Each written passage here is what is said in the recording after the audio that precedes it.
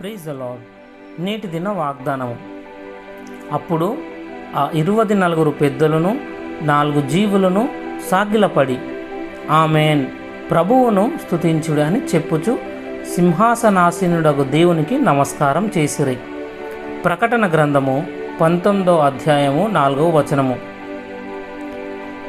మనిషి నిరూపించే శక్తులు నాశనమైపోయేవి, అయితే దేవుని శక్తి నిరంతరముండి బహు బలము గలదై జీవాన్ని అనుగ్రహించగలదు.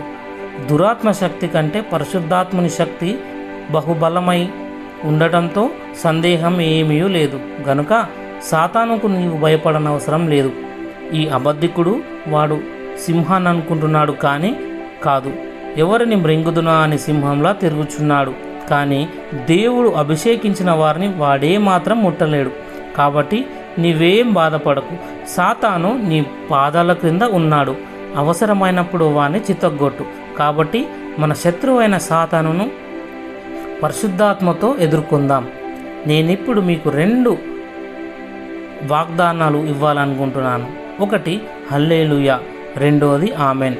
ఈ 2 వినివాడు పిచ్చెక్కిపోతాడు. ఎందుకంటే ఈ 2 హైడ్రోజన్ బాంబులు లాంటివి.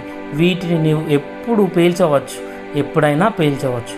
ఇవిగాక శక్తి కలిగిన దేవుని వాక్యాన్ని ఉపయోగించాలి. యేసు ప్రభువు మనకు నేర్పాడు. హల్లెలూయా. ఏ దయ్యం, ఏ సాతాను ఏమాత్రం నిలవలేదని ఖండితంగా చెప్పగలను. మనం జయ జీవితాన్ని జీవించుటకు దేవుడిచ్చిన ఆత్మీయ ఈ ఆయుధాన్ని వాడదాం. ప్రార్థన.